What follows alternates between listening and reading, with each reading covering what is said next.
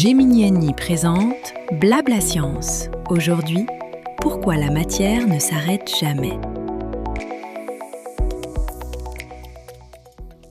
Le monde qui nous entoure a cette habitude extrêmement rassurante de paraître solide.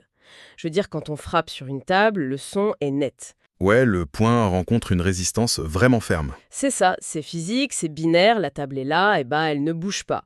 L'esprit humain adore que les choses soient à leur place, bien catégorisées. C'est tout le confort de la physique classique en fait.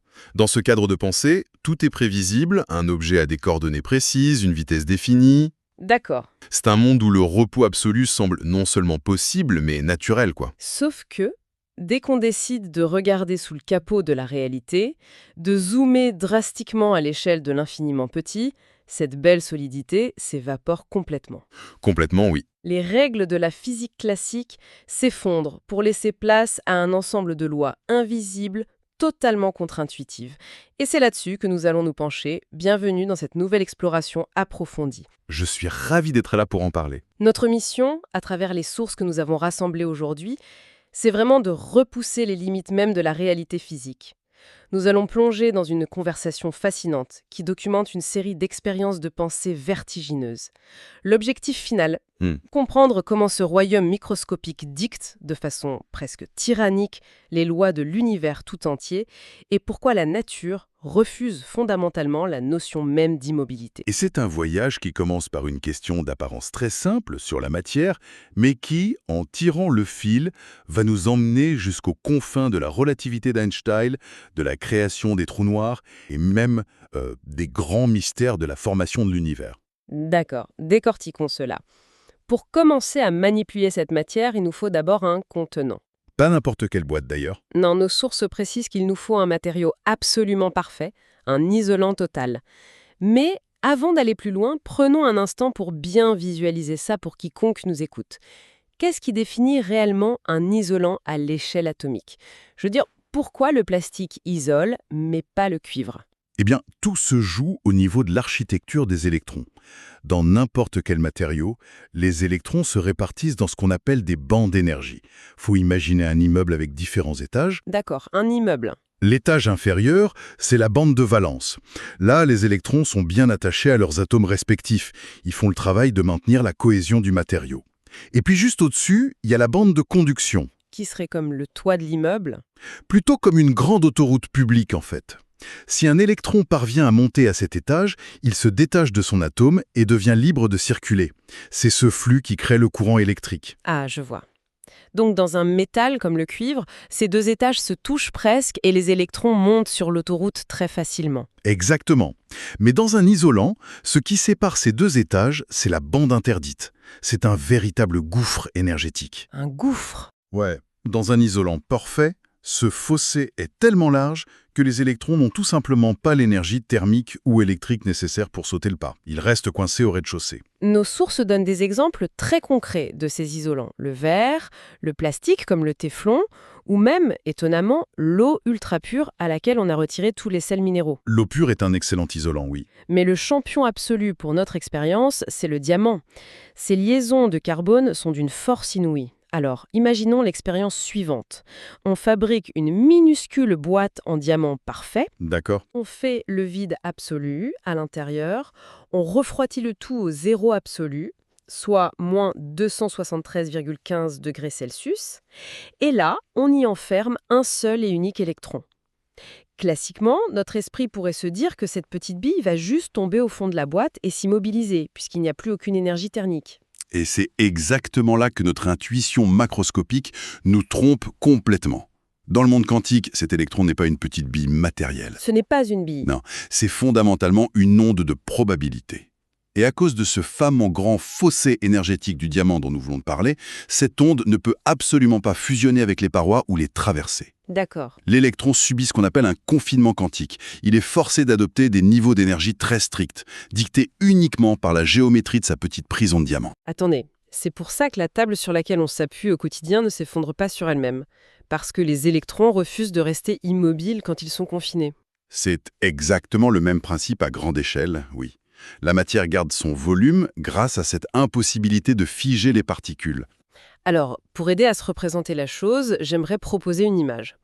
Au lieu d'une bille statique qui dort au fond d'une boîte, on pourrait voir cet électron comme une balle rebondissante hyperactive. Une balle hyperactive. Oui, même au zéro absolu, la nature lui interdit de s'arrêter à cause du principe d'incertitude d'Heisenberg, n'est-ce pas? On ne peut pas connaître à la fois la position exacte et la vitesse exacte. Exact. S'il s'arrêtait, on connaîtrait les deux avec une précision totale. Donc, pour éviter ça, l'électron maintient une énergie minimale, l'énergie du point zéro, et il rebondit frénétiquement. C'est ce qu'on appelle la pression de dégénérescence. C'est un grand mot. Est-ce qu'on peut dire que l'électron donne des coups de coude quantiques continus pour garder son espace vital? L'image des coups de coude quantiques est excellente pour comprendre l'effet mécanique, cette fameuse pression de dégénérescence. Cependant, il faut faire attention avec l'analogie de la balle rebondissante. Ah bon? Ouais, ce n'est pas un objet dur qui ricoche, c'est un champ fluctuant, une onde qui palpite. Et c'est là que la mécanique quantique ajoute une couche de bizarrerie fascinante avec l'effet tunnel. L'effet de tunnel. Oui. À chaque fois que cette onde heurte la paroi, elle ne rebondit pas de façon nette. La fonction d'onde, disons, bave un tout petit peu à l'intérieur du mur de diamant. Elle bave. En quelque sorte, l'électron s'enfonce de manière infinitésimale dans le mur avant d'être repoussé par les atomes de carbone. C'est une interaction constante. L'arrêt pur et dur n'existe tout simplement pas dans la nature. C'est ici que ça devient vraiment intéressant. Puisque cet électron, cette onde palpitante, refuse obstinément de s'arrêter de bouger, que se passe-t-il si on décide de la contraindre physiquement? Oula, ça devient violent. Imaginons qu'on commence à rétrécir cette boîte de diamants. On la comprime de l'extérieur, encore et encore, jusqu'à tendre vers une taille presque nulle. Donc on essaye de forcer l'électron à s'immobiliser en un seul point précis. Est-ce qu'on risque littéralement de créer une foule de particules et de déchirer le tissu même de la réalité en essayant de comprimer ce vide absolu? Eh bien, c'est exactement la trajectoire physique que prédisent les équations. Reprenons ce fameux principe d'Heisenberg. Mathématiquement, c'est une relation d'équilibre, comme une balançoire à bascule. D'accord. L'incertitude sur la position, multipliée par l'incertitude sur la quantité de mouvement, c'est-à-dire l'agitation de la particule, ne peut jamais descendre en dessous d'une certaine constante fondamentale. Donc, si nous rétrécissons la boîte, nous diminuons radicalement l'incertitude sur la position de l'électron. On sait de plus en plus précisément où il est en somme. C'est ça. Mais pour que l'équation reste vraie, l'agitation de l'électron doit exploser, l'onde devient frénétique, l'électron se met à vibrer avec une violence inouïe. Et cette rébellion quantique finit inévitablement par se heurter au mur absolu de notre univers, qui est la vitesse de la lumière. Absolument. L'électron s'agite tellement vite dans sa boîte microscopique que son énergie cinétique devient gigantesque. Et là, c'est Einstein qui entre en scène avec E égale mc². Si je comprends bien, l'énergie du mouvement devient tellement intense qu'elle se condense en matière physique. Ce qui est fascinant ici, c'est que c'est un des aspects les plus poétiques de la physique des hautes énergies. La vitesse et l'énergie se transforment en masse, spontanément.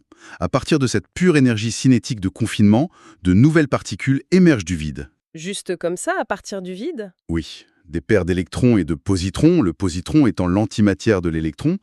En un clin d'œil, nous n'avons plus un électron solitaire et effrayé dans sa boîte, nous avons une foule furieuse et dense de matière et d'antimatière qui apparaît, pour absorber cette énergie colossale. C'est stupéfiant. Et si on s'obstinait, si on supposait qu'une force extérieure infinie continuait d'écraser cette boîte en diamant, malgré cette foule de particules et cette pression inimaginable? Si on continue d'ajouter une force infinie, on atteint le point de rupture ultime de l'univers.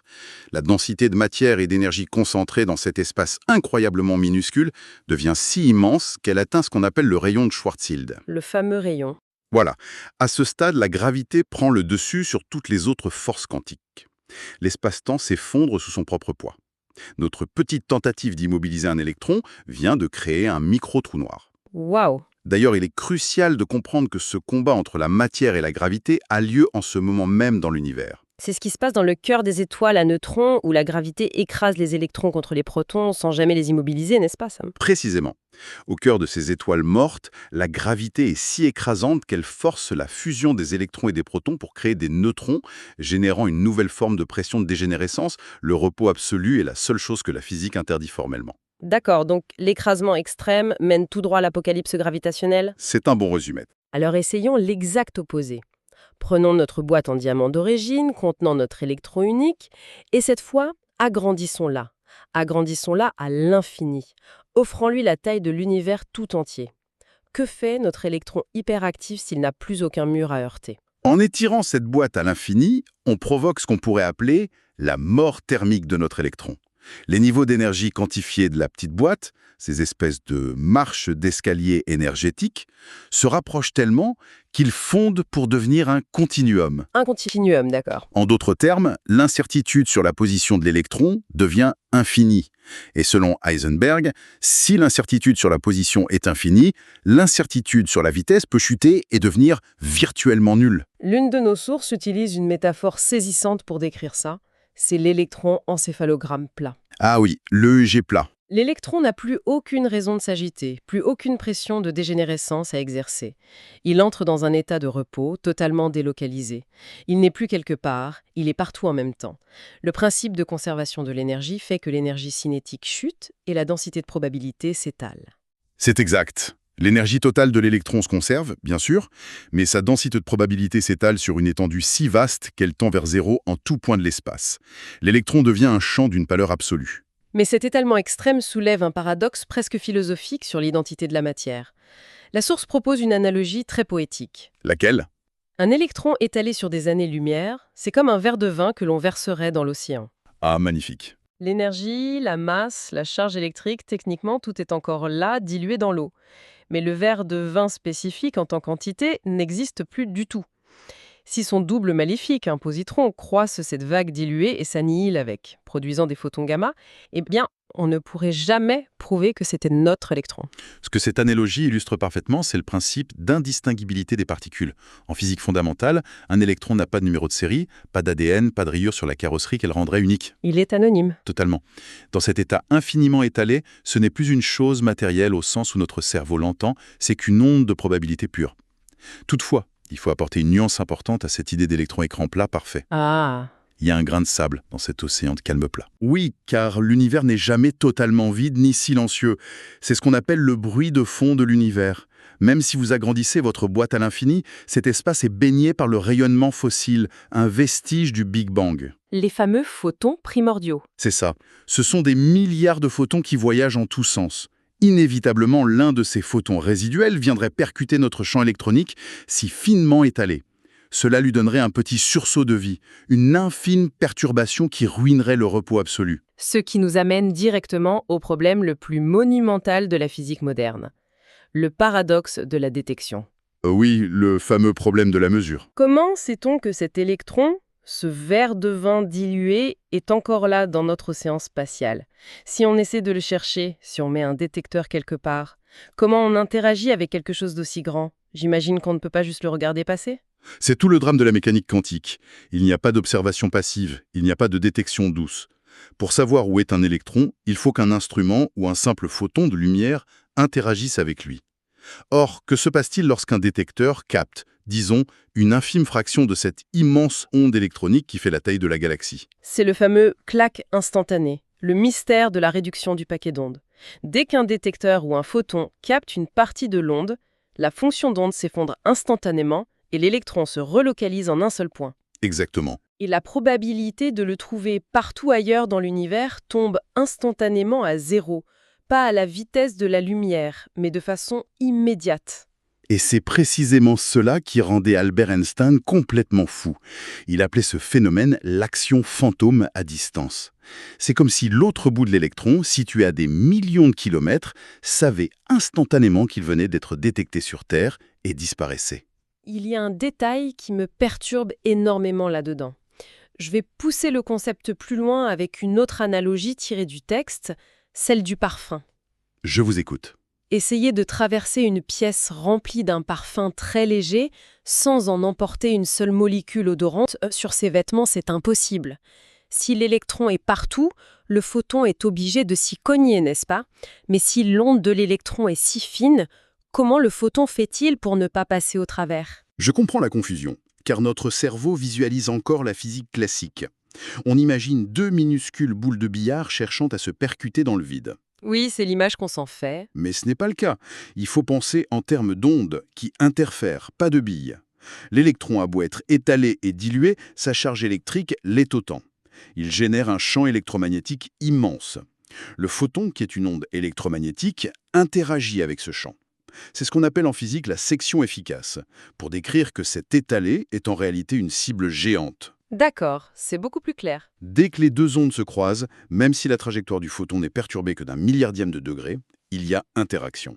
Donc, l'univers est un grand bavard qui s'auto-mesure en permanence. C'est ça, la décohérence. C'est ce grand bavardage cosmique, ces milliards d'interactions involontaires à chaque seconde, qui forcent les particules à se localiser. C'est pour cette raison exacte que les objets macroscopiques ne peuvent pas être étalés dans l'espace. L'environnement nous observe sans cesse. L'univers empêche la matière de garder ses secrets. Mais poussons la réflexion encore plus loin, vers la folie protonique. Allons-y. Notre fantôme étalé, avant la mesure, a tout de même une masse. Comment courbe-t-il l'espace-temps autour de lui?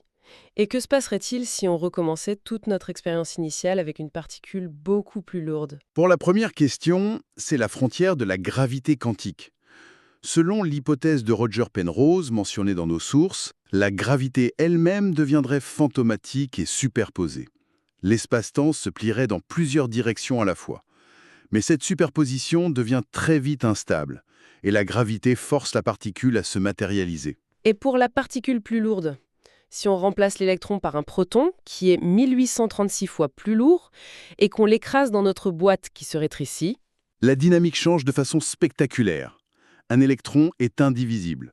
Le proton, lui, est composé de quarks, maintenus par des gluons. Si on réduit la boîte, on brise le proton.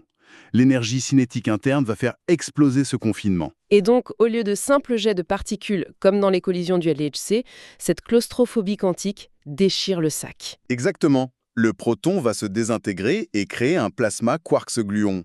C'est l'état de l'univers juste après le Big Bang. Un instant, les parois en diamant céderaient bien avant ça, non? Elles se transformeraient en matière dégénérée bien avant d'atteindre ce plasma. Alors qu'est-ce que tout cela signifie? Pourquoi les scientifiques utilisent-ils des accélérateurs de particules géants de 27 km de long si l'on peut théoriquement écraser la matière de cette façon? Cela soulève une question importante. Confiner de la matière avec de la matière est voué à l'échec. Toute presse matérielle fondrait. C'est ce qui mène aux techniques réelles de confinement par l'énergie pure. Piéger le vide, en somme. Comment les physiciens créent-ils réellement ces boîtes sans lure? Ils utilisent des pièges immatériels. Par exemple, des pièges magnétiques, comme le tokamak en forme de beignet, le piège de Penning, ou même des pinces optiques, qui sont de véritables caches de lumière pure.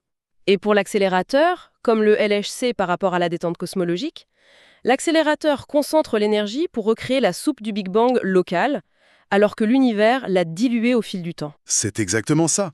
Mais une question se pose souvent avec les accélérateurs. Pourquoi une particule ultra rapide ne s'effondre-t-elle pas en trou noir toute seule, vu l'énergie qu'elle accumule? Oui, pourquoi l'univers fixe-t-il cette limite de vitesse sans tout détruire? C'est la différence entre l'énergie de voyage et l'énergie d'impact. Selon le principe de relativité d'Einstein, pour la particule elle-même, elle est immobile, c'est le tunnel qui défile. Elle ne s'écrase pas sous son propre poids. Il faut un choc frontal brutal pour que cette énergie se matérialise. Et pourtant, nos sources notent que même sans collision, le voyage n'est pas paisible. Une particule ultra rapide déchire le vide, créant des particules dans son sillage et perdant de l'énergie. C'est l'effet Schwinger et le Bremsstrahlung. Le vide spatial agit en réalité comme un frottement quantique. Et l'idée folle de créer un vide allégé entre deux plaques nanométriques pour enlever ces freins quantiques, via l'effet Casimir et l'effet Scharnhorst, se heurte au risque que la particule s'écrase violemment à cause des forces de Van der Waals. C'est incroyable de résumer l'idée que le vide n'est pas vide mais agit comme un frottement qui protège l'univers contre les excès de vitesse. L'univers nous impose vraiment la modestie. Si l'on relie cela à la vue d'ensemble, nos tentatives extrêmes casser l'atome, le noyau, le proton, puis le vide, révèlent que l'univers protège jalousement ses secrets de fabrication. Et tout cela n'est pas que de la théorie lointaine. Chaque particule qui compose le corps humain, chaque personne qui écoute cette exploration, est fait de ces assemblages de nuages de probabilité et d'énergie. Absolument. Par un miracle de cohérence, ce chaos quantique forme des êtres vivants capables de réfléchir à leur propre nature physique. Ce qui m'amène à une pensée finale un peu provocatrice pour notre esprit. Je vous écoute. Puis la mécanique quantique stipule qu'une particule reste une vague de possibilités étalée à l'infini jusqu'à ce que l'univers interagisse avec elle et la mesure. Qu'est-ce qui a bien pu observer ou interagir avec l'univers tout entier au moment exact du Big Bang pour forcer cet océan de possibilités à devenir une réalité solide? Je vous laisse méditer là-dessus. Un immense merci de nous avoir accompagnés dans cette plongée vertigineuse et nous invitons tous les esprits curieux à continuer d'explorer ces mystères avec nous. À très bientôt.